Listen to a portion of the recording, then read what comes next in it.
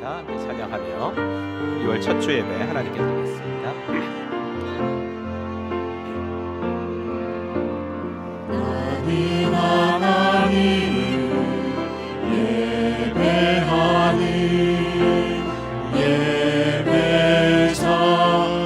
예배자입니다. 내가 서 있는 곳 어디서나 하나님을 예배합니다.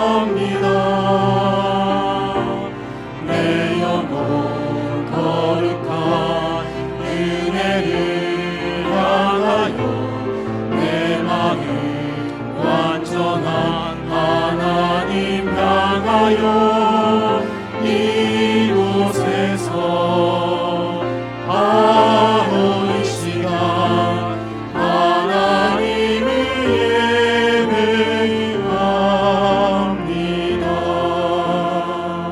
예배합니다. 사도신경으로 우리의 신앙을 고백합니다. 전능하사 천지를 만드신 하나님 아버지를 내가 믿사오며 그 외아들 우리 주 예수 그리스도를 믿사오니 이는 성령으로 잉태하사 동정녀 마리아에게 나시고 본디오 빌라도에게 고난을 받으사 십자가에 못 박혀 죽으시고 장사한 지 사흘 만에 죽은 자 가운데서 다시 살아나시며 하늘에 오르사 전능하신 하나님 우편에 앉아 계시다가 저리로서 산 자와 죽은 자를 심판하러 오시리라. 성령을 믿사오며 거룩한 공예와 성도가 서로 교통하는 것과 죄를 사하여 주시는 것과 몸이 다시 사는 것과 영원히 사는 것을 믿사옵나이다. 아멘.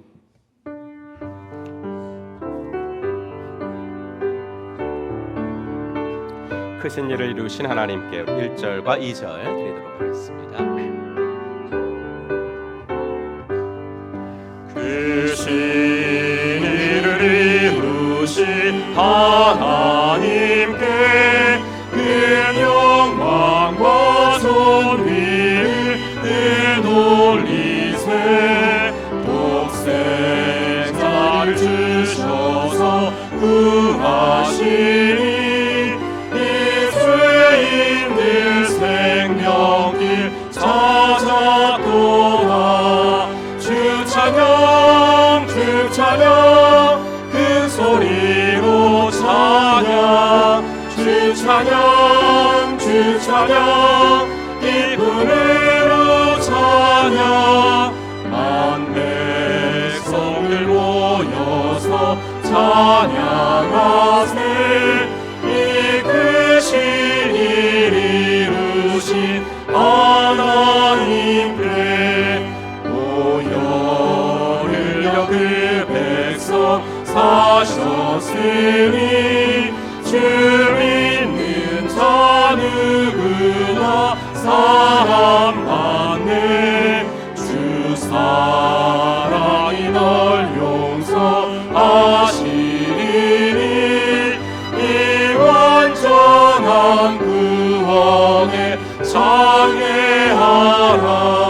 주 찬양 주 찬양 큰 소리로 찬양 주 찬양 주 찬양 기쁨으로 찬양 만 백성들 모여서 찬양하세. 이 크신 일 이루신 하나님께. 우리는 세상으로부터 부름받은 하나님의 백성입니다. 또한 세상으로 보냄받은 그리스도의 제자입니다. 하나님을 기쁘게 찬양하는 예배자가 됩시다. 이웃을 열심히 구원하는 복음의 증인이 됩시다. 배움을 통해 그리스도를 본받는 성숙한 성도가 됩시다. 한 몸 된 교제를 나누는 건강한 지체가 됩시다. 아낌없이 사랑을 실천하는 봉사자가 됩시다. 그리하여 우리 모두 하나님을 영화롭게 하는 성령 충만한 공동체가 됩시다. 아멘. 자리에 앉으시고 공동기도 제목 가지고 함께 기도하겠습니다. 나라와 민족을 위해서, 그리고 한국 교회를 위해서, 또 선교사님들을 위해서 기도하시고, 또 이를 특세로 시작하는 부흥의 마중물 새벽 기도회에 많은 성도들이 참여하기를 내일부터 시작하는데, 부흥의 기도 제목 5가지 스크린과 주보 참고하시면서 기도하시면 되겠습니다. 우리 3가지 기도 제목 가지고 합심하여 기도하겠습니다. 하나님 아버지, 주의 은혜 감사합니다. 아버지 하나님, 오늘도 아버지 하나님이여 예배드리며 우리들이 마음을 합하여 기도할 수 있게 하신 것 감사합니다. 나라와 민족을 위하여 기도합니다. 세워주신 위정자들이 하나님을 두려워하고 국민들을 잘 섬길 수 있는 아버지 당리당략에 아버지 치우치는 것이 아니라 진정으로 아버지 하나님 나라를 생각할 수 있는 아버지 복된 사람들이 되어지게 하십시오. 아버지 하나님 한국교회를 위해서 기도합니다. 일찍이 아버지 선교사님들을 보내주셔서 아버지 하나님 이 땅에 복음이 전하게 하셨는데 아버지 세워주신 한국교회가 시대적 교회의 사명을 바로 감당할 수 있도록 도와주시고, 주여 아버지 하나 더 많이 전도하고 더 많이 아버지 하나 복음 전하는 하나님의 아버지 하나 교회가 되어지도록 도와주옵소서. 땅끝까지 나가 복음 전하는 선교사님들에게 영육의 강건함 허락하시옵소서. 아버지 이제 부흥회가 얼마 남지 않아서 이를 특세로 아버지 하나 시작하면서 아버지 10일 동안 부흥회 마중물 새벽 기도회 하려고 합니다. 하나님 은혜를 더하시옵소서. 주여 아버지 하나님이여 진정으로 기도할 수 있는 아버지 하나님이여 우리 아버지의 시간들이 되어지게 하시어서 아버지 부흥회뿐만이 아니라 부흥회를 준비하면서 먼저 은혜 받을 수 있도록 하나님 은혜를 더하여 주시옵소서. 아버지 하나 부흥회를 위해서 계속하여 기도하는 아버지 기도 제목들을 가지고 아버지 주 앞에 올려드립니다. 강사 목사님의 영육을 강하게 붙들어 주셔서 피곤치 않게 하시옵소서. 개인과 가정과 목장과 연합교회에 하나님의 말씀이 선포될 때 아멘으로 받을 옥토로 우리 모두의 마음이 준비되게 하시옵소서. 5번의 집회에 모두 참석할 수 있는 환경이 되도록 환경도 열어주시고 건강도 아버지 지켜주시옵소서. 신앙의 기본기가 다져지게 하시고 개인과 목장의 말씀으로 위로와 도전을 받을 수 있도록 아버지 하나 특별히 우리 목자 목녀님들 아버지 가정교회에 대한 아버지 하나님이여 정말 확신과 아버지 하나님이여 사명감 가지고 다시 한번 아버지 하나님이여 주의 은혜를 받도록 도와주시고 아버지 처음부터 끝까지 기도와 성령의 충만한 집회가 될 수 있도록 하나님 은혜를 더하시옵소서. 하나님께 모든 걸 맡겨드립니다. 우리의 아버지 하나님이여 영원한 구원자 되시는 아버지 하나님이여 주님만을 사랑하게 하여 주시옵소서. 예수님의 이름으로 간절히 기도하옵나이다. 아멘. 찬송가 410장부터 드리겠습니다.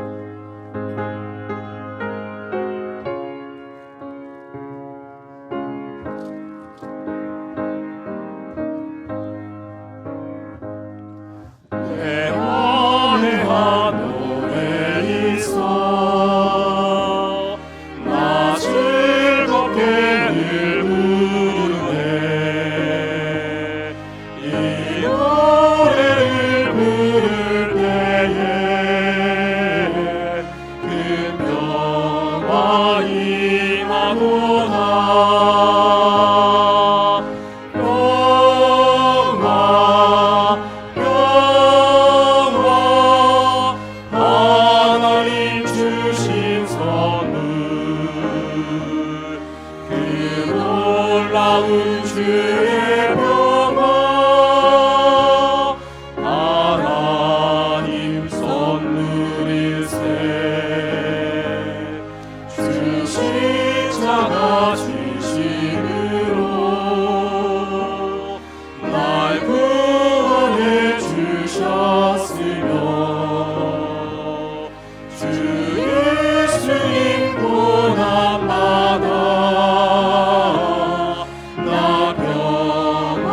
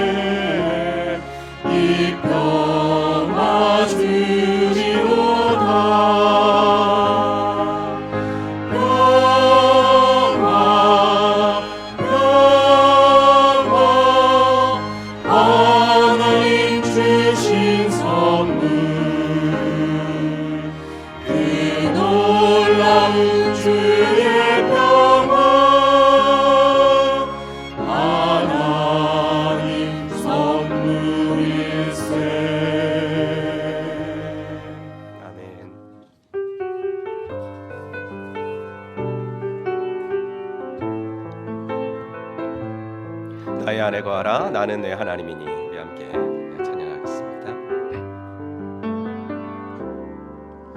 나의 안에 거하라 나는 내 하나님이니 모든 환난 가운데 너를 지키는 자라 두려워하지 말라 내가 널 도와주리니 놀라지 말라 내 손 잡아주리라 내가 너를 지명하여 불렀나니 너는 내 것이라 내 것이라 너의 하나님이라 내가 너를 보배롭고 존귀하게 여기노라 너를 사랑하는 내 영혼아 나의 안에 거하라 나의 안에 거하라 나는 내 하나님이니 모든 환난 가운데 너를 지키는 자라 두려워하지 말라 내가 널 도와주리니 놀라지 말라 내 손 잡아주리라 내가 너를 지명하여 불렀나니 너는 내 것이라 내 것이라 너의 하나님이라 내가 너를 보배롭고 존귀하게 여기노라 너를 사랑하는 우리 두 손 들고 찬양합시다. 내가 너를 지명하여 불렀나니 내가 너를 지명하여 불렀나니 너는 내 것이라 내 것이라 너의 하나님이라 내가 너를 보배롭고 존귀하게 여기노라 너를 사랑하는 내 여호와라. 아멘.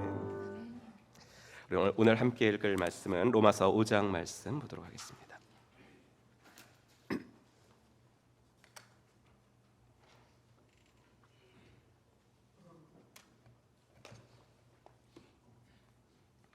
로마서 5장 1절부터 2절입니다.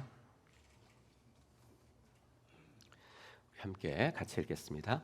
그러므로 우리가 믿음으로 의롭다 하심을 받았으니 우리 주 예수 그리스도로 말미암아 하나님과 화평을 누리자. 또한 그로 말미암아 우리가 믿음으로 서 있는 이 은혜에 들어감을 얻었으며 하나님의 영광을 바라고 즐거워하느니라. 아멘. 우리 찬양하면서 준비하신 헌금 봉헌하는 시간 갖도록 하겠습니다. 두 손 들고 찬양합시다.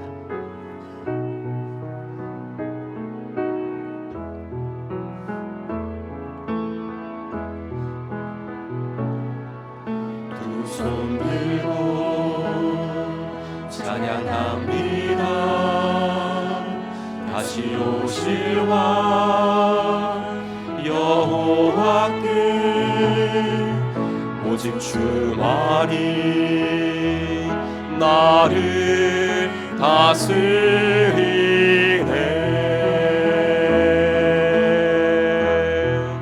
나 주님만을 섬기리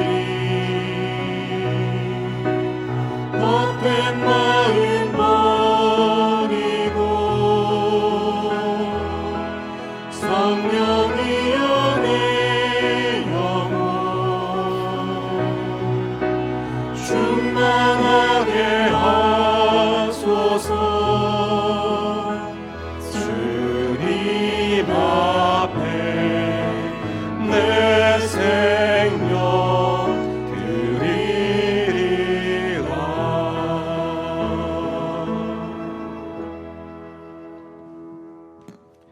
하나님 5월 한 달도 저희들을 주의 은혜 아래 보호하여 주셨다가 이제 아버지 하나님이여 오늘 6월 첫 주일 예배를 주 앞에 드리며 이 한 달도 주 앞에 맡겨드릴 수 있는 믿음을 주셔서 감사합니다. 하나님 이번 한 달도 주님 앞에 살 수 있도록 도와주시고 아버지 우리의 가정과 우리의 일터와 우리의 자녀들, 우리의 교회, 이 나라 이 민족 지켜주셔서 아버지 하나님 큰일 없도록 도와주시고 아버지 당황스러운 일이 일어나지 않도록 도와주시고 아버지 하나님 하나님께서 지켜주시고 보호해 주시는 것을 경험하며 살아갈 수 있는 복된 한 달이 되어지도록 인도하여 주시옵소서.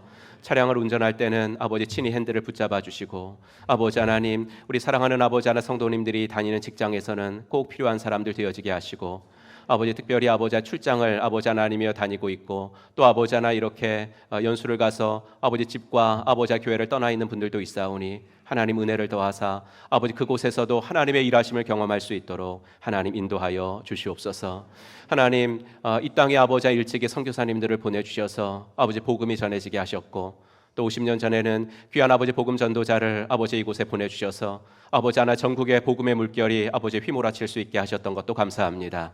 아버지 하나님이여 이제 어제 또 큰 집회를 아버지 하나 가졌사오니 주여 한국교회가 시대적 교회의 사명을 잘 감당할 수 있도록 도와주시옵시고 아버지 하나님이여 복음 전하고 영혼을 구원하고 아버지 그것뿐만 아니라 삶으로 복음은 전하는 아버지 하나님이여 하나님의 등불이 되어지는 한국교회가 되어지게 하여 주시옵소서. 아버지 하나님 이제 우리 교회도 더욱 영혼 구원하고 제자 만드는 주님의 소원을 풀어드리기 위해서 아버지 이제 2주 후에 아버지 우리의 부흥성회를 개최합니다. 아버지 내일부터 아버지 하나 마중물 새벽기도회를 10일 동안 하려고 하오니 하나님 은혜를 더하셔서 아버지 부흥회 때도 은혜 받겠지만 부흥회를 준비하며 은혜 받을 수 있는 심령들이 많아지도록 인도하여 주시옵소서. 아버지 귀한 헌금을 구별하여 드렸습니다. 이 예물이 쓰여지는 곳에 주의 영광 드러나게 하시고 아버지 하나님의 물질의 노예가 되지 않도록 도와주시옵시고 주님 앞에 드릴 때는 인색하게 드리지 않고 아까워하며 드리지 않도록 도와주시고 아버지 하나님 정말로 드리는 연습을 통하여 아버지 하나님이여 정말로 주님 앞에 청지기의 삶을 훈련해 나갈 수 있는 복된 하나님의 사람들 되어지도록 인도하여 주시옵소서. 감사드리며 예수 그리스도의 이름으로 간절히 기도하옵나이다. 아멘.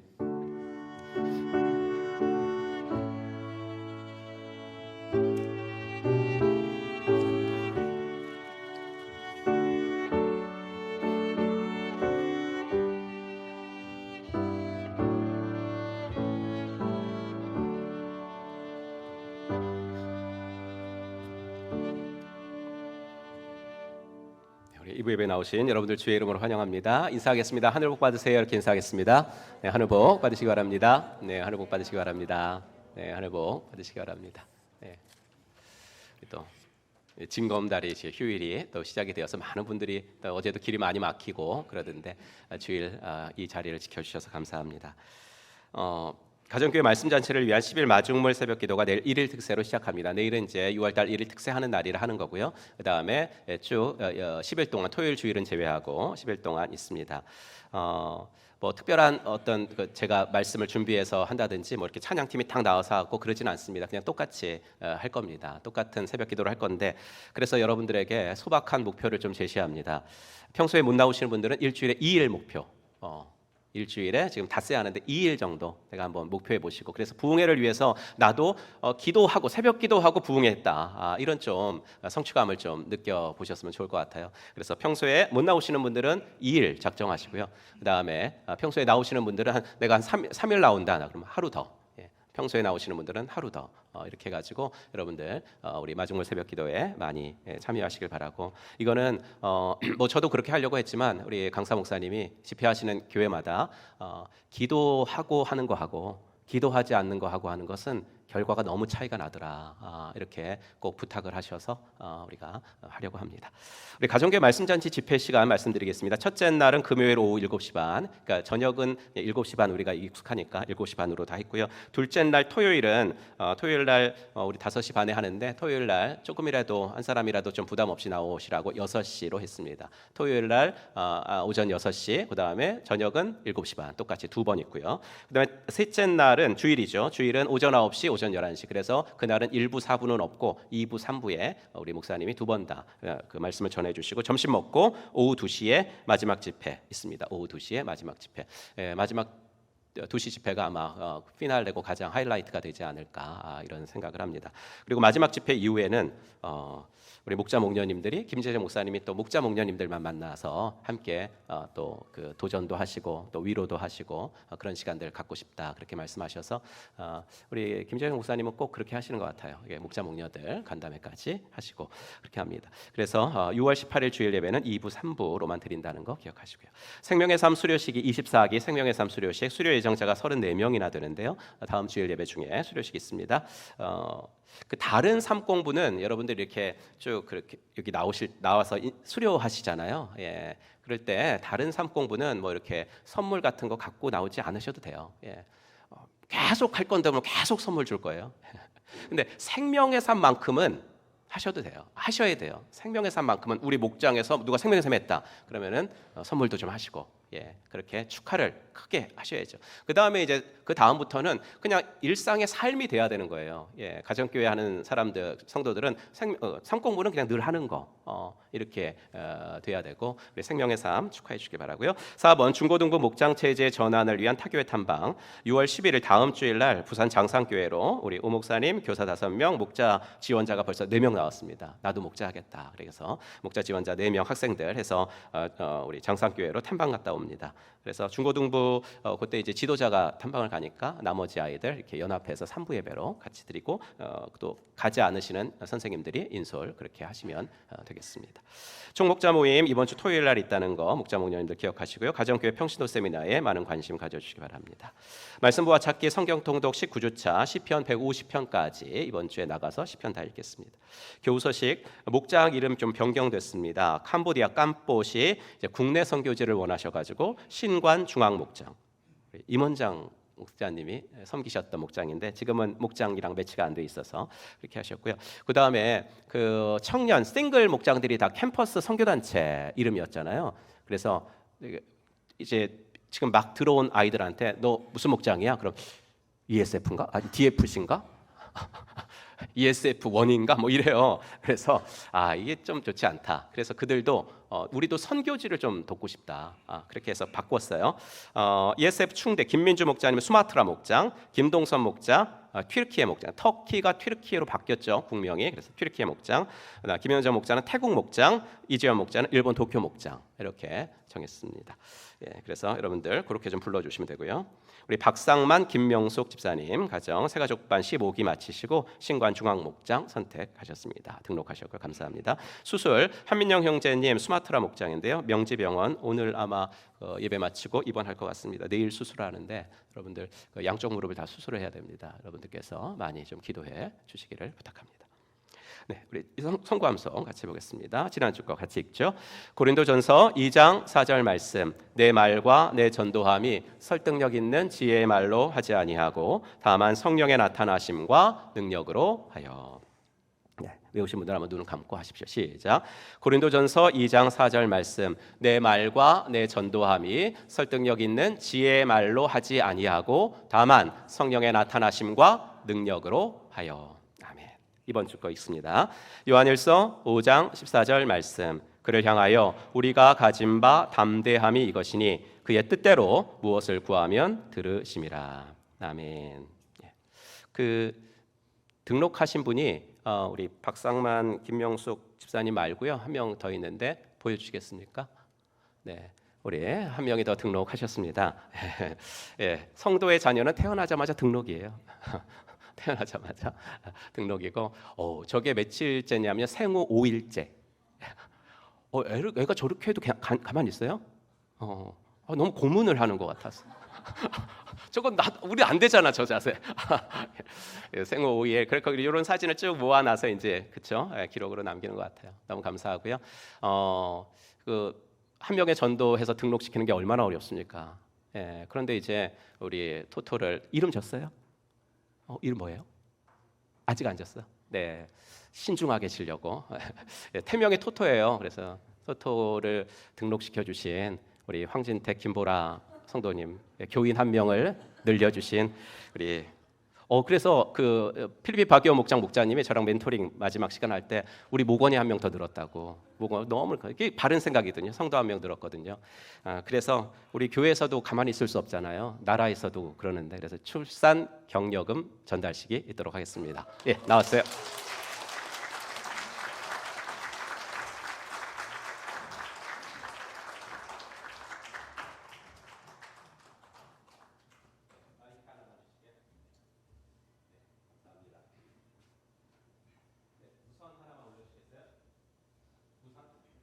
네, 그래서 저 10달 동안 너무 그래서 제가 좀 쓴 거 좀 읽어드릴게요.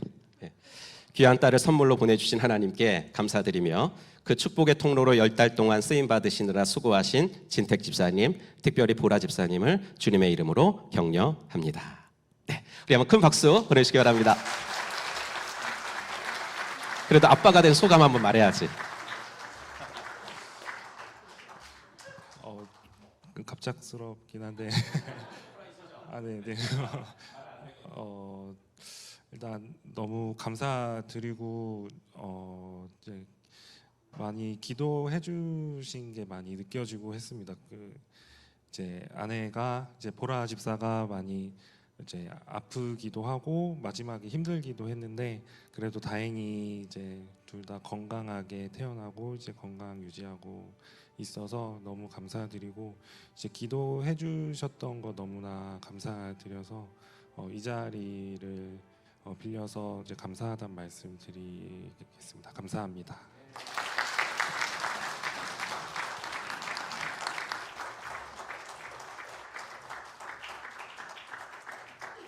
예, 토토가 이제 그 토토가 나올 때 헌화식 하면서 한번 사진으로가 아니라 실제로 아기를 봤으면 좋겠습니다. 우리 함께 찬양하면서 호산나 찬양대 등단하시겠습니다. 찬양이 언제나 넘치면 은혜로 얼굴이 환해요. 찬양이 언제나 넘치면 은혜로 얼굴이 환해요. 성령의 충만한 모습을 서로가 느껴요.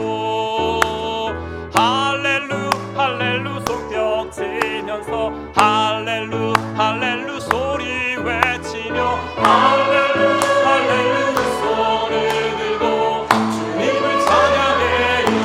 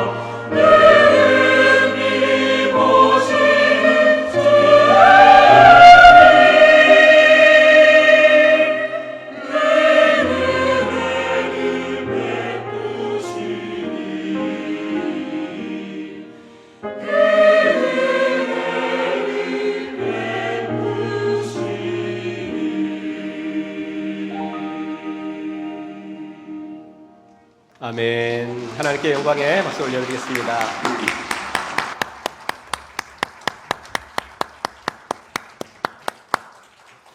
좋습니다. 언제나 우리의 음성에 귀 기울이시는 하나님을 찬양합니다.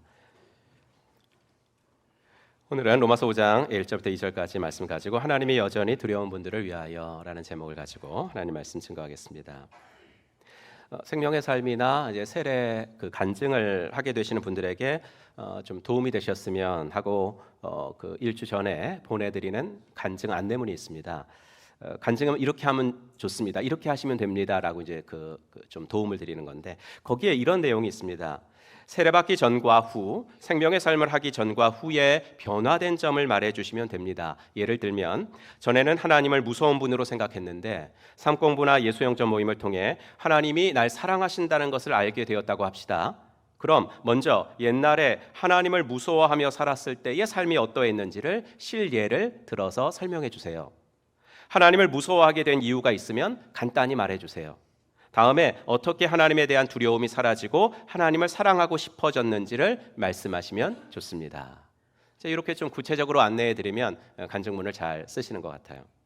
안내문에 이런 예를 써드리는 이유는 적지 않은 분들이 하나님에 대한 두려움을 가지고 살고 있기 때문입니다.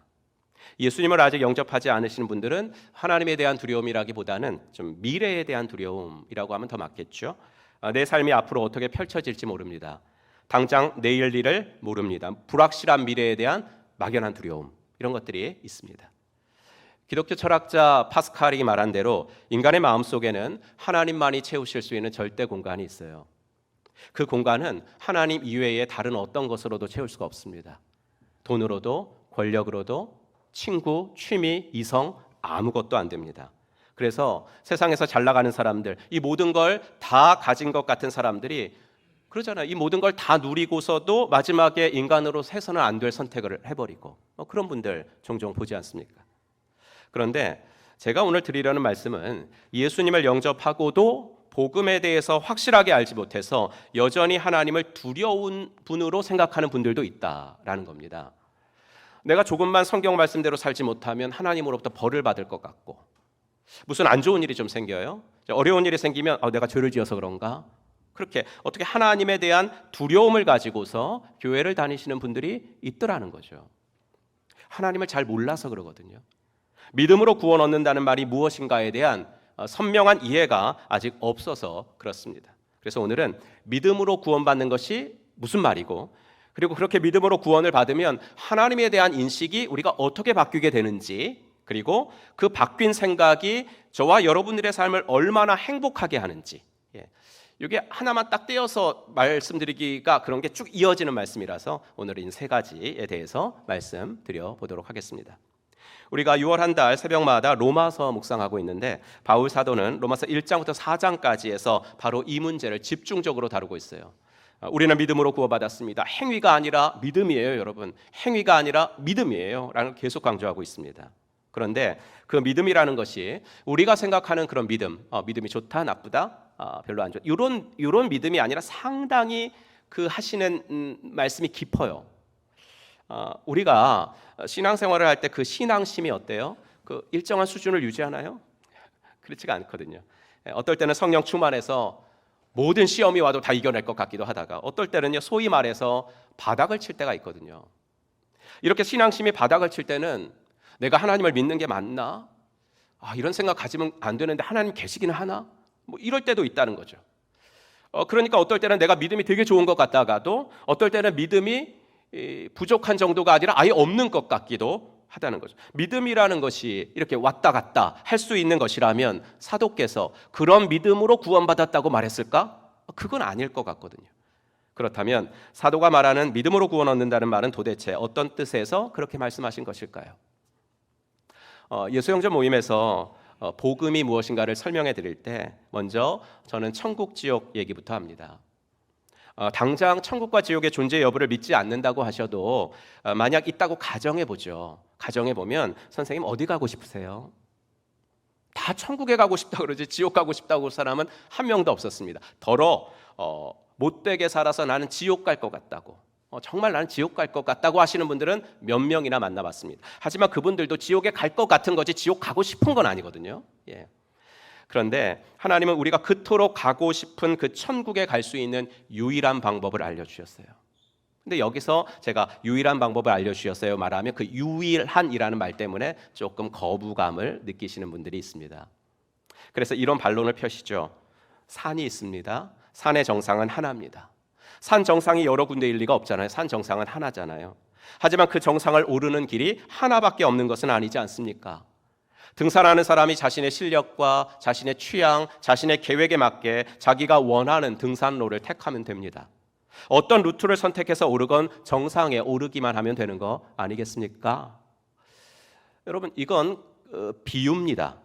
그 정상을 기독교에서는 천국이라고 말을 하고 불교에서는 극락이라고 말을 하고 또 다른 종교에서는 또 다른 표현으로 말할 수 있을 겁니다. 하지만 표현이 다를 뿐 목사님 똑같이 다 좋은 곳일 거 아니에요. 좋은 곳. 그 좋은 곳에 기독교를 통해 가든 불교를 통해서 가든 이슬람교를 통해서 가든 그것은 관계없다라는 것입니다. 여러분 어떻습니까? 그럴듯하죠. 이런 설명을 듣고 나서 사도행전 4장 12절을 한번 읽어볼까요? 우리 한번 같이 읽겠습니다. 이 예수밖에는 다른 아무에게도 구원은 없습니다. 사람들에게 주신 이름 가운데 우리가 의지하여 구원을 얻어야 할 이름은 하늘 아래에 이 이름밖에 다른 이름이 없습니다. 예. 그래서 이런 구절을 읽어드리면 더 화를 내요. 이렇게 배타적이냐고, 이렇게 폐쇄적이냐고, 이렇게 다른 종교에 대한 배려심이 제로냐고. 근데요 여러분, 방금 전에 말씀드린 산 비유가 정말 우리가 오를 수 있는 산이라면 그 비유가 맞아요. 우리 뒷산도 오르고 그죠? 장태산도 오르고. 하지만 그 산 비유를 우리의 영생을 설명하기 위해서 그런 비유를 사용할 수는 없어요. 왜냐하면 우리가 도달해야 할 천국을 정상으로 가지고 있는 그 영생의 산은 우리의 힘으로는 도저히 오를 수가 없는 산이니까. 오를 수 있는 산이라면 등산로를 말하는 게 의미가 있는데 우리 힘으로 도무지 오를 수가 없는 산인데 A루트, B루트, C루트 이러는 것은 아무런 의미가 없다고요. 그래서 하나님 말씀하신 거죠. 이 산은 너희 힘으로는 도저히 오를 수가 없으니까 내가 내려갈게. 내가 내려갈게. 그 내려가시는 방법이 바로 예수님을 이 땅에 보내셔서 자신의 힘으로는 도저히 이 산을 오를 수 없는 우리 죄인들을 위해서 죽게 하신 것이죠. 그리고 그냥 죽음으로서만 끝났다면 예수님도 그저 자기 생명 남을 위해서 바치는 사람 왜 없었어요? 많았죠. 그런 영웅, 그런 위인, 그런 성인 중에 한 명이 되셨을 것이지만 하나님은 아들 예수를 다시 살아나게 하셔서 하나님이 하신 이 모든 일들이 나를 위해서 하신 것이라는 것을 인정하는 사람들을 하나님이 데리시고 직접 그 산을 오르시는 것, 여러분 이것이 바로 복음인 줄로 믿습니다. 이 구원은 내 쪽에서가 아니라 그래서 하나님 쪽에서 먼저 시작하신 거예요. 이렇게 하나님이 하신 일들을 설명해 드리면 이게 복음이죠. 이 복음을 듣고 하나님과 예수님에 대해서 다 이해는 못해도 예수님을 믿어볼게요 라고 결정하시는 분들이 꼭 있어요. 제가 그러거든요. 선생님, 믿음은 결정이에요. 유명한 초대 교부가 했던 말도 이때 말씀드립니다. 기독교 신앙의 내용은 이해되어서 믿는 것이 아니라 믿으면 이해됩니다. 이해되어서 믿는 게 아니라 믿으면 이해되거든요. 그러니까 지금 선생님이 들으신 복음의 내용들이 100% 다 이해가 안 돼도 적어도 60% 정도는 제가 드린 말씀이 좀 설득력이 있고 이 신앙을 가지고 살면 적어도 내 인생이 지금까지보다는 좀 더 아름다울 것 같다.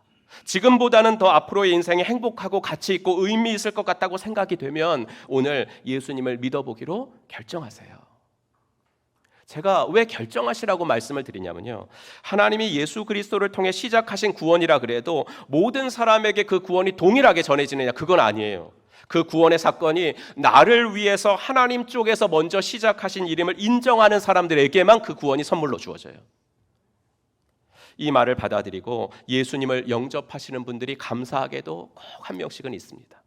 성경은 바로 그 순간을 우리에게 믿음이 생기는 때 이렇게 이야기합니다. 그리고 요한 사도는 이걸 되게 회화적으로 묘사했었습니다. 계시록 3장 20절인데 우리 한번 같이 읽겠습니다. 보아라, 내가 문 밖에 서서 문을 두드리고 있다. 그와 함께 먹고 그는 나와 함께 먹을 것이다. 그렇죠. 되게 그림 언어죠. 그림 언어. 우리에게 믿음이 생기는 순간이 곧 예수님이 내 안에 성령으로 들어오시는 순간이라는 거예요. 바로 그 순간 하나님이 나를 보시는 시각이 바뀌어요. 여전히 죄가 많은 나인데 죄가 없는 사람으로 보세요. 여전히 불의한 나인데 의로운 나로 보세요. 왜냐하면 나는 죄인이지만 내가 믿기로 결정하는 순간에 그 순간 죄가 하나도 없으신 예수님께서 내 안에 들어오시기 때문이에요. 나는 불의하지만 내가 믿기로 결정하는 그 순간, 나에게 믿음이 생기는 그 순간 의로우신 예수님이 내 안에 들어오시기 때문이에요. 하나님이 이제는 나를 보시는 것이 아니라 내 안에 들어오시는 예수님을 보시고 그렇게 나에 대한 시각을 바꾸기로 결정하신 거예요.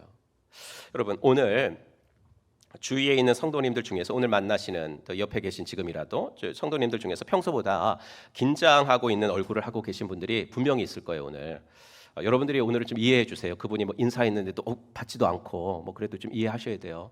오늘은 무슨 날이냐면 생명의 삶 기말고사가 있는 날이에요. 얼마나 긴장이 되겠어요. 웃자고 하는 말이고요. 운전면허 시험보다 더 쉬워요. 다 100점 맞으십니다. 이번 기수에 30명이 넘는 분들이 수고를 많이 하셨는데 이분들이 뭐 강의 들으려고 수고도 했겠지만 신약 성경 중에서 요한복음, 로마서, 그다음에 야고보서, 요한일서 이 굵직한 책들을 자기 말로 다 요약을 하셨거든요. 정말 수고하셨어요. 이분들이 로마서 요약을 하실 때 제가 말씀드리는 건데, 여러분 로마서 요약하시면서 특별히 하나님이 우리를 의롭다고 하셨다라는 요 뜻이 무엇인가를 로마서 요약하시면서는 적어도 캐치하셔야 됩니다. 이런 얘기를 꼭 드립니다. 성경에서 의롭다라는 말은 어떤 뜻이냐면 창세기부터 요한계시록까지 다 지켰을 때 그때 의롭다라는 말을 써요. 그런데 하나님은 우리를 그런 사람처럼 봐주신다는 거거든요. 그게 하나님이 우리를 의롭다고 봐주신다는 거예요. 근데요, 우리는 예수 믿고 나서도 어떤 식으로 사냐면 난 용서받은 죄, 용서는 받았는데 죄인이야, 용서받은 죄인 이러면서 하나님 앞에서 항상 고개 숙이고 살아요. 늘 뭔가를 제대로 못해가지고 하나님께 꾸중 들을까 봐 불안해하면서 하나님 무서워하면서 사는 것. 하지만 하나님은 성도가 서 있는 자리는 그런 자리가 아니라고 말씀하시거든요. 너는 그리스도로 말미암아 하나님께 의롭다 하심을 받은 사람이야, 선언해 주시거든요. 근데 여러분, 세상에 완전한 사람이 있냐고요? 뭐 너무 부부 사이가 좋아서 우리 남편 100점, 우리 아내 100점 그렇게 말할 수는 있어도 세상에 완전한 남편, 완전한 아내가 어디 있어요? 그래서 성경은 말하죠. 3장 10절 기록된 바 의인은 없나니 하나도 없다고. 오직 예수님만이 완전한 의인이시거든요. 근데 우리가 예수님을 믿기로 결정하는 순간 방금 말씀드렸듯이 하나님은 우리를 안 보고 우리 안에 들어오신 완전하신 예수님, 나는 완전하지 못한데 내 안에 들어오신 완전하신 예수님을 보시는 거예요. 그래서 예수님 덕분에 우리는 의인처럼 대우받고 사는 겁니다. 이 순간부터 우리는 더 이상 하나님을 두려워하지 않아도 돼요. 무서워서 어떻게든 하나님께 잘 보이려고 애쓰는 것에서 벗어날 수 있어요. 여러분, 부탁드리는데 하나님께 잘 보이려고 애쓸 필요 없습니다. 하나님은 우리를 이미 의인으로 보시거든요. 창세기부터 요한계시록까지 다 지키는 사람으로 보시거든요. 그런 사람이 어떻게 하나님 눈에 안 예쁘겠어요? 이미 그렇게 잘 봐주고 계신데 뭘 어떻게 더 잘 보이려고 애를 쓰겠어요? 그래서 우리가 이렇게 예배드리고요. 지금 찬양대 봉사도 하고요. 어제 본당 청소 봉사도 하셨을 거 아니에요. 1층 화장실을 가보니까 누가 하셨는지 그냥 반질반질해요. 오늘 식당 봉사하실 거잖아요. 주차 봉사도 지금 하고 계시잖아요. 방송실 봉사, 교사 봉사. 또 주일에 올 때 그냥 오시지 않았잖아요. 헌금 드리셨죠. 이게 다 하나님께 잘 보이려고 하는 것이라면, 우리 자녀들 잘 되라고 내가 교회에 덕을 쌓는 것으로 한다면, 내가 혹시 나중에 무슨 잘못을 해서 하나님께 벌 받는다고 생각이 들 때 그래도 하나님께 나도 뭐 그렇게 막 살지는 않았습니다, 나도 이 정도는 지금까지 했습니다, 이렇게 하나님께 항변하기 위해서 뭐를 좀 쌓아놓는 것으로 하고 있다면 그건 기독교는 아닙니다. 그건 기독교는 아닙니다. 그건 종교입니다. 이렇게 하나님이 먼저 시작하신 구원을 받아들이게 되면 그 사람의 마음속에는 씨앗과도 같이 작지만 작은 믿음이 생겨요. 그리고 그 믿음을 보시고 하나님은 그 사람에 대한 시선을 바꾸십니다.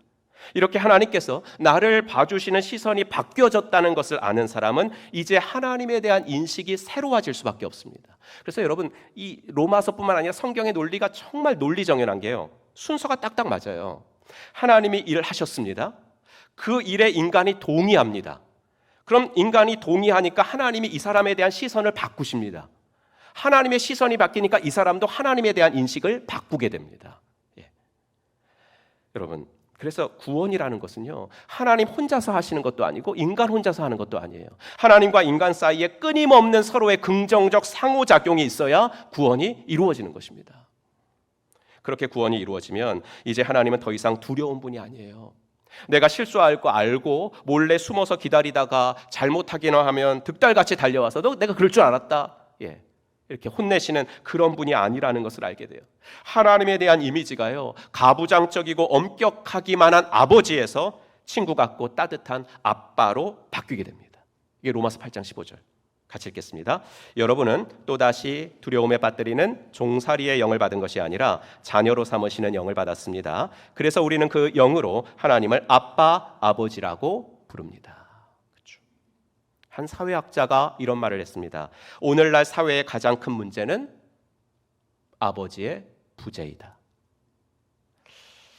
교도소 사역 전문으로 하시는 목사님이 이렇게 말씀하신 걸 들었는데요. 교도소 수감자들 중에서 자신의 아버지를 미워하지 않는 사람을 한 명도 본 적이 없다. 그만큼 인간의 삶에서 아버지의 존재, 아버지의 자리, 아버지의 역할 너무나 중요하다는 거예요. 그런데 더욱 중요한 것은 뭐예요? 어떤 아버지인가 이거죠. 어떤 아버지인가. 가까이 하기에 두렵고 너무 멀리만 느껴지는 아버지인가, 아니면 언제나 달려가서 허그할 수 있는 따뜻한 아빠인가. 사도는 믿음으로 구원 얻어서 나를 보시는 하나님의 시선이 바뀐 사람들은 바로 아버지와의 관계가 후자다, 아빠다 라고 말씀하시죠.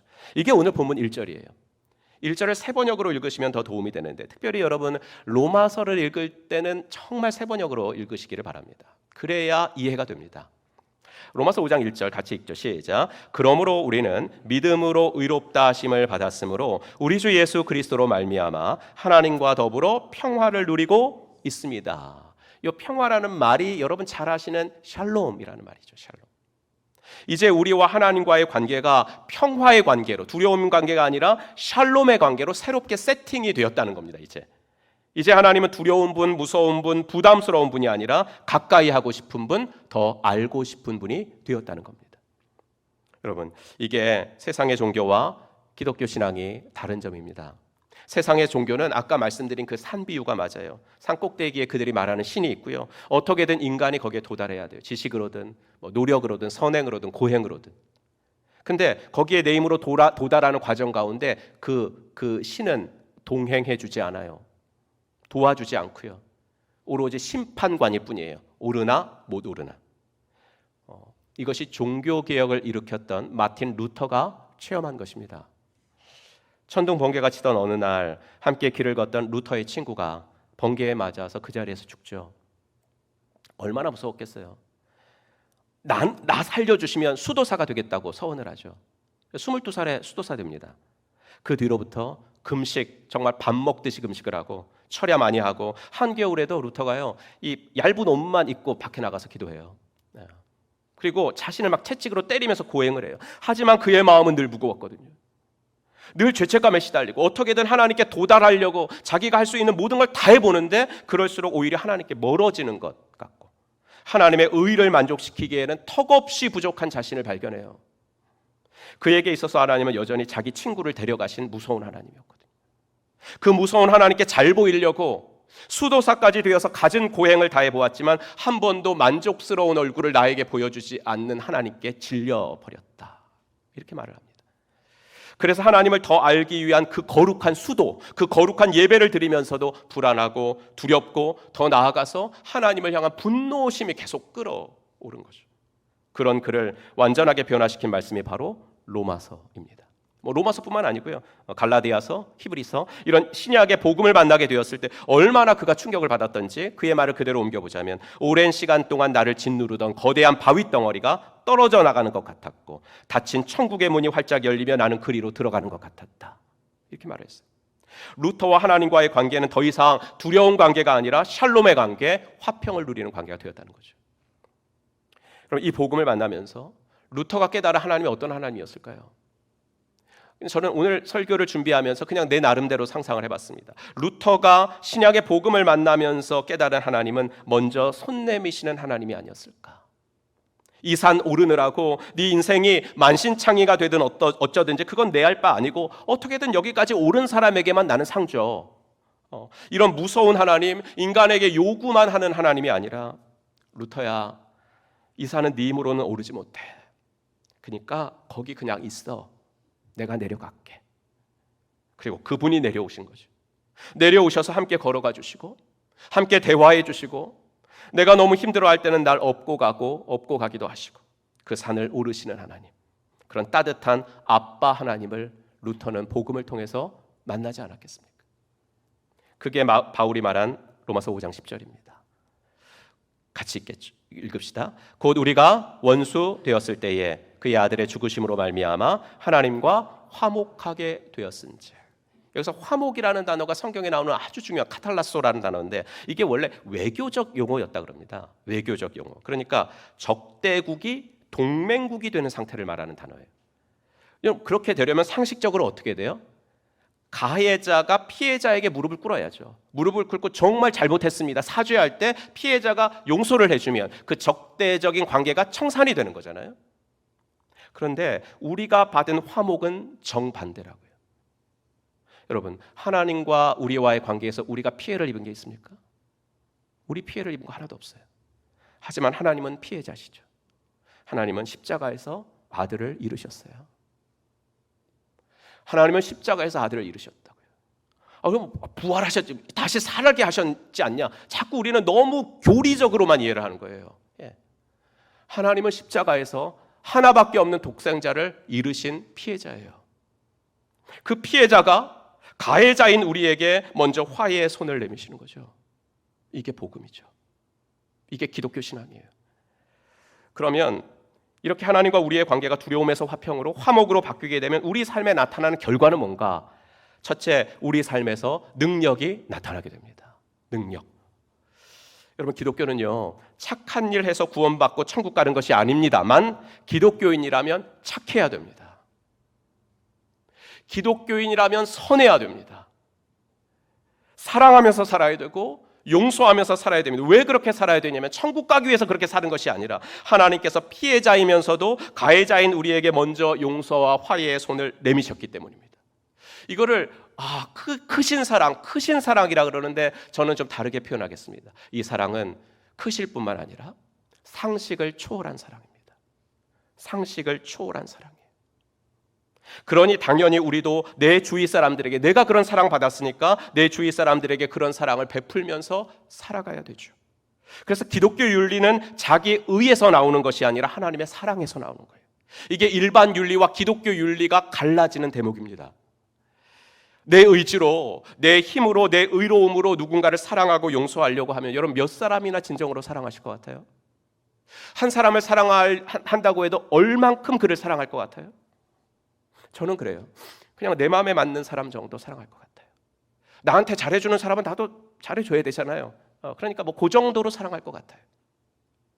여러분, 누가 능력 있는 사람이죠? 똑똑한 사람인가요? 스펙 좋은 사람이요? 돈 많이 버는 사람이 능력 있는 사람이에요? 아니잖아요. 진정한 능력은 뭐냐면요, 사랑할 수 있는 능력이에요. 진정한 능력은 뭐냐면 용서할 수 있는 능력이거든요. 그런데 내 힘과 내 의지로 용서하려고 사랑하려고 해보니까 이게 하는 것 같다가도 중단되더라고요. 하는 것 같다가도 이거 계속 할 필요가 있어 포기하더라고요. 내 힘으로 하려고 그러니까. 하지만 하나님과의 관계가 두려움에서 화평으로 바뀌잖아요. 그렇게 바뀐 이유를 생각해 보니까 하나님이 피해자이면서도 가해자인 나에게 먼저 손 내미신 상식을 초월한 사랑을 그분이 실천하셔가지고 하나님과 나와의 관계가 이렇게 됐다는 것을 알기에 나도 당연히 내 주위 사람들을 용서하고 사랑하되 상식을 초월한 사랑을 해야 되겠구나. 상식을 초월한 용서를 해야 돼. 상식을 초월한 사랑은 뭐예요? 변덕 부리지 말고 오래 사랑하는 거예요. 변덕 부리지 말고 오래 사랑하는 거예요. 그게 상식을 초월한 사랑이에요. 상식을 초월한 용서는 뭐예요? 용서하되 계산하지 말고 용서하는 거예요. 용서해주면 쟤도 뭐 하겠지. 그게 아니고 계산하지 말고 용서하는 거. 여러분, 그럴 때 내 삶에 사랑의 능력이 나타나고 용서의 능력이 나타나는 거예요. 그래서 내가 나를 보기에도 이건 저는 교만은 아니라고 생각해요. 이건 교만은 아니고 여러분들이 자기 자신을 보기에도 그래도 예수 믿어서 내가 예전보다는 좀 나아진 것 같다. 예전보다는 그래도 저 사람 내가 사랑하고 용서하는 마음이 조금 더 들고 내가 좀 나아진 것 같다. 여러분, 이건 교만 아니거든요. 예. 이런 마음이 들면 그게 두려움에서 화평의 관계로 바뀐 사람들이 갖는 첫 번째 행복 아니겠습니까? 둘째, 하나님과의 관계가 두려움에서 평화의 관계로 바뀌는 순간 우리에게 찾아오는 행복은 뭐냐면 교회 생활이 즐거워지는 것. 교회 생활이 행복해지는 축복을 받습니다. 여러분, 종교의 기초는 두려움입니다. 여러분, 기독교는 종교가 아닙니다. 종교가 뭐예요? 그러면 이제 기독교라고 말을 하죠, 우리가. 예, 의사소통을 해야 되니까. 하지만 종교의 정의는 뭐냐면 인간이 두려움을 극복하기 위해서 인간 스스로 만들어낸 시스템, 이게 종교의 정의입니다. 근데 기독교는 인간이 만들지 않았거든요. 예. 그렇기 때문에 종교의 기초는 두려움인데 미신 섬기는 분들을 보면 이거 알 수 있어요.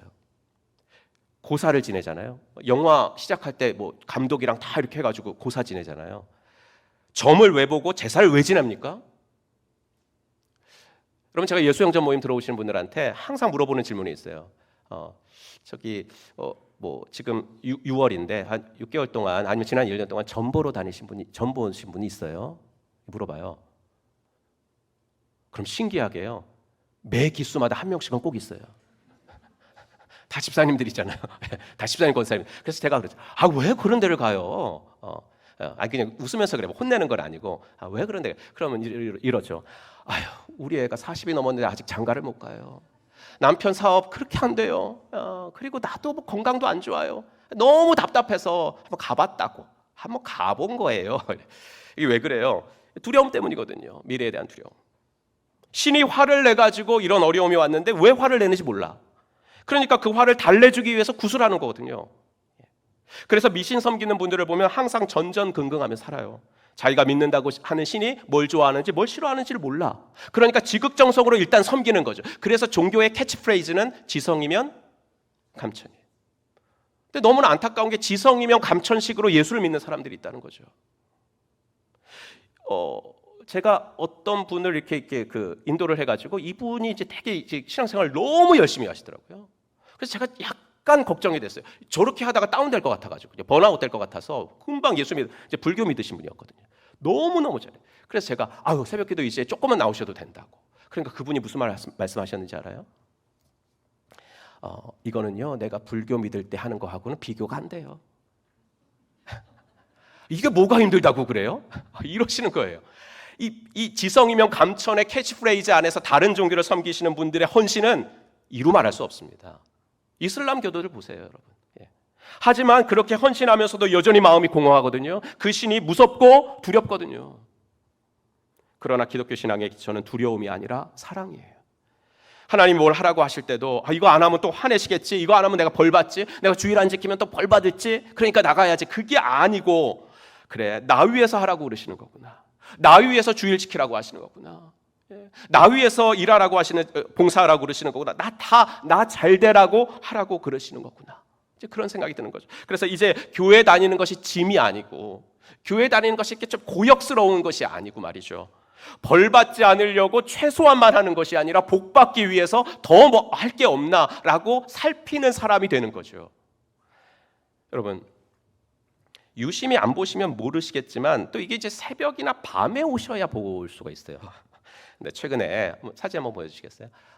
우리 교회가 아주 이뻐졌습니다. 조금 정확하게 말씀드리면 이뻐진 게 아니라 밝아진 거예요. 밝아진 거. 너무 캄캄했거든요. 제가 왔을 때 제가 이제 옆에서 이렇게 살찌기만 너무 캄캄해. 외등도 없어요. 그러니까 캄캄해서 밖에를 잘 못 나가는 거예요. 근데 사진에서 보이는 것처럼 교회 저쪽 편에 쫙 이렇게 가로등 됐고요. 교회 이쪽 뒤편, 그렇죠? 사택 있는 부근이 거기가 우범 지역이었거든요. 거기 가로등 쫙 다 있고요. 그다음에 그 잔디밭에는 잔디등 쫙 깔렸고 진입로까지 이쁜 가로등 딱 설치돼 있고, 그다음에 어제 설치했습니다. 당신이 있어 행복합니다. 네온등. 이제 교회 주차장 공사하시는 분들이 그때 타설하러 와가지고 막 레미콘 막 차 다 들어오고 전문가들이잖아요. 그분들은 그런 분들한테 이거 가로등 이거 우리 교회 형제님들이 다 하신 거예요. 그랬더니 놀라 자빠졌습니다. 이런 거 어떻게 했냐고. 주일날 말이죠. 예배드리고 점심 먹으면 이 황금 같은 일요일에 집에 가서 쉬고 싶을 거 아니에요. 그 중에는 어떤 부부가 있었냐면 주말 부부라서 주일 그 시간밖에는 가족들과 함께 할 시간이 없어요. 그분이. 근데 그분만 자격증이 있어요. 정기 자격증.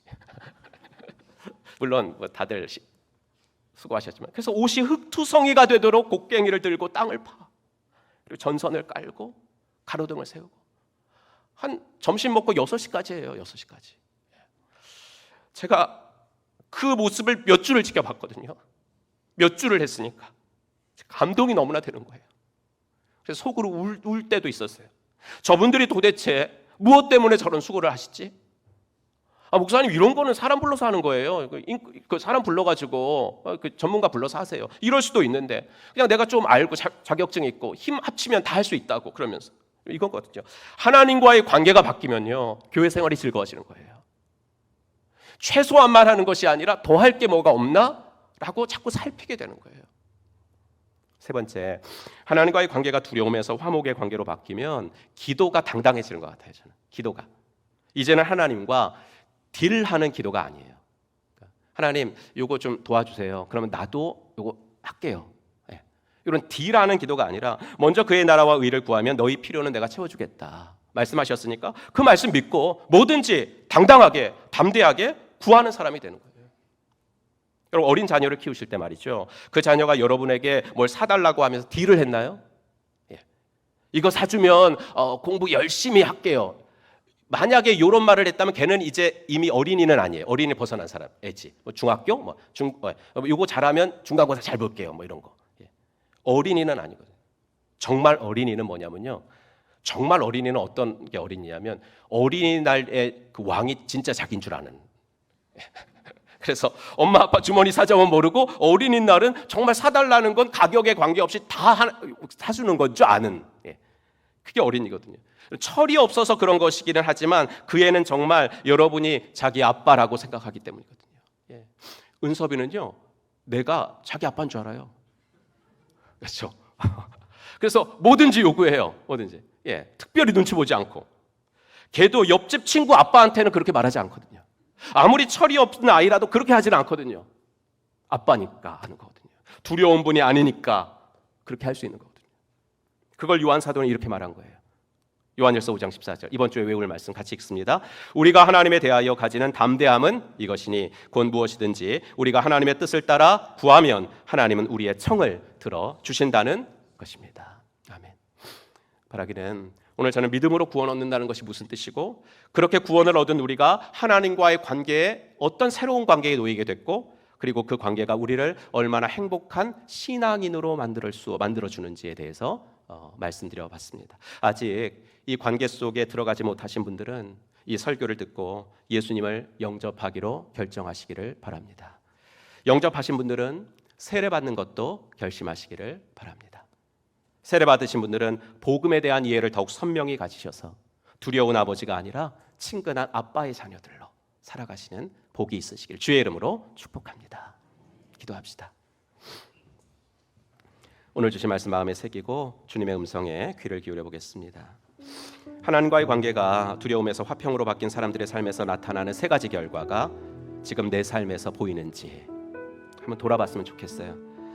사랑의 능력, 용서의 능력이 내게 있는지, 상식을 초월한 사랑과 용서의 능력이 있는지, 최소한만 하는 것이 아니라 더할 것이 없나 살피면서 행복한 교회 생활하고 있는지, 딜의 기도가 아니라 채우시는 하나님을 믿고 당당하고 담대한 기도 생활하고 있는지, 하나님 이런 열매들이 제 삶에 있게 하여 주시옵소서. 우리 함께 오늘 주신 말씀 붙잡고 한번 기도하는 시간 갖겠습니다. 하나님 아버지 주님 감사합니다. 주님 은혜를 더하여 주시옵소서.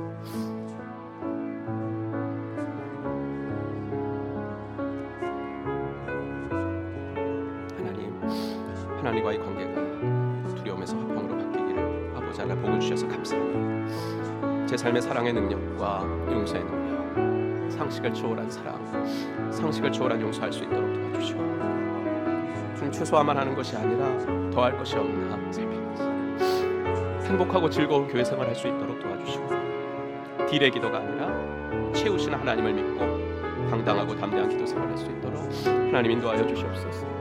하나님 우리를 너무나 사랑하셔서 우리가 오르지 못하는 산 우리 주님이 직접 내려오시면서 우리와 함께 올라가 주시니 감사합니다. 우리와 함께 아버지 올라가 주시니 감사합니다.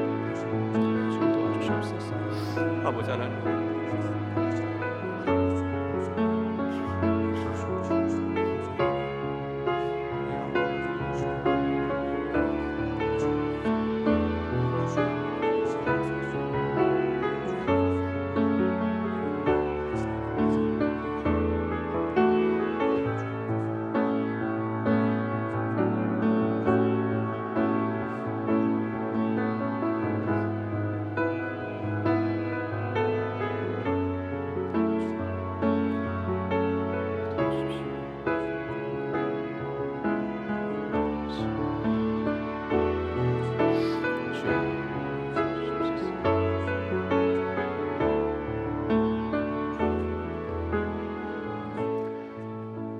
하나님 감사합니다. 예수 그리스도를 이 땅에 보내주시고 우리가 오르지 못하는 산, 우리 하나님께서 친히 내려오셔서 우리 손을 붙잡고 올라가 주시는 따뜻한 아빠가 우리의 하나님이심을 다시 한번 확인할 수 있게 하신 것 감사합니다. 하나님, 이제 하나님과의 관계가 두려움에서 화평으로 바뀌었사오니 하나님, 진정으로 우리의 삶 속에서도 상식을 초월한 사랑의 능력, 용서의 능력이 나타나게 하시고 최소한만 하는 것이 아니라 더할 것이 없나 살피는 행복한 교회 생활할 수 있도록 도와주시고 딜의 기도가 아니라 채우시는 하나님을 믿고 당당하고 담대한 기도 생활할 수 있도록 인도하여 주시옵소서. 예수님의 이름으로 축복하며 기도하옵나이다. 아멘. 우리 다 같이 일어나셔서 결단 찬송 드리겠습니다.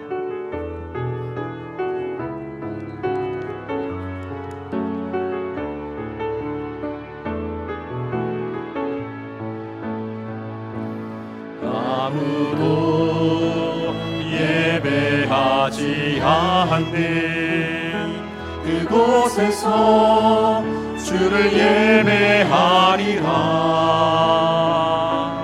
아무도 찬양하지 않는 그곳에서 나 주를 찬양하리라.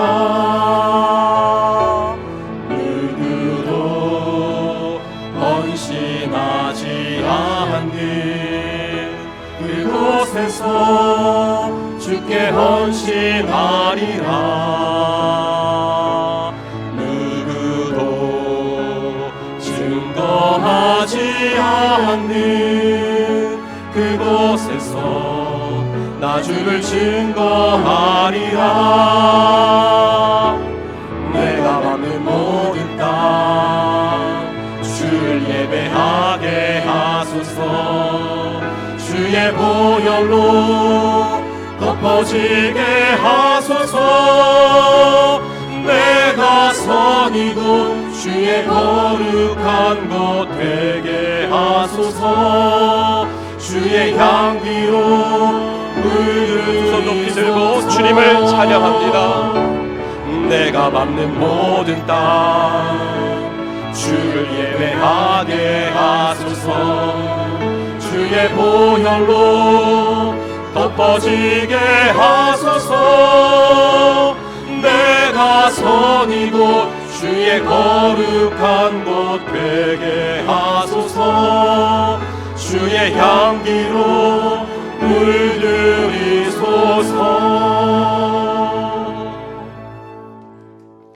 이제는 허물과 죄로 영 죽었던 우리들을 십자가 구속으로 다시 살려주신 우리 구주 예수 그리스도의 은혜와 아들을 이 땅에 보내주신 하나님의 지극하신 사랑과 성령 하나님의 감화 감동 위로 충만하심이 이제 하나님과의 관계가 두려움에서 화평으로 바뀌며 하나님께서 원하시는 신자의 삶에 맺어야 될 열매 가득히 맺어드리며 하나님을 기쁘시게 하며 살아가기로 마음속에 다짐하고 돌아가는 사랑받는 당신의 자녀분들 머리 위에 이제로부터 영원토록 함께 있을지어다. 아멘. 내가 받는 모든 땅 주를 예배하게 하소서. 주의 보혈로 덮어지게 하소서. 내가 선 이곳 주의 거룩한 곳 되게 하소서. 주의 향기로